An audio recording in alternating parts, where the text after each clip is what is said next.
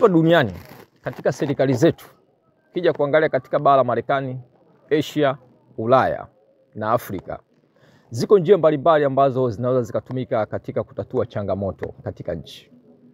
Njia ya kwanza ni njia ya vita.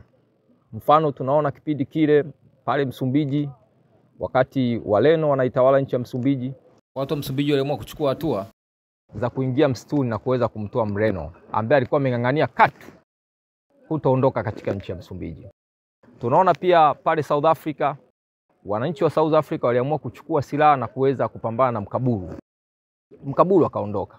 Lakini njia ya pili ambayo inaweza kutatua matatizo katika nchi yoyote ile duniani ni njia ya amani, ama njia ya mazungumzo au njia ya kidiplomasia, ambapo unaweza kukuta vyama vya siasa vinaweza vikakaa na kuweza kupiganisha hoja zao na baadhi ya malazi fulani katika nchi yakaweza kuondoka.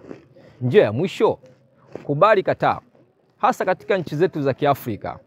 Njia ya maombi, njia ya kupiga goti ni njia ambayo inaweza kutumika katika kutatua matatizo ambayo yanakabili nchi nyingi za Afrika. Panapaswa kuwepo na watu ambao wamemaanisha kweli katika Mungu na watu wanaoamini kweli kupiga goti na kuomba. Na si watu wengi. Anaweza kama mtu mmoja tu au watu wachache ambao atapiga goti na kumaanisha na kumuomba Mwenyezi Mungu.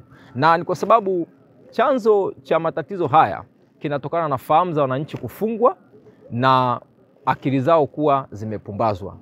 Wananchi wanapokuwa kwenye minyororo ya kufungwa au kupumbazwa, njia ambayo nzuri inaweza kutumika kutatua tatizo hilo ni kuhakikisha kwamba wananchi wanaombewa. Viongozi wanaombewa na wananchi hao wanapaswa kuomba kwa kumaanisha.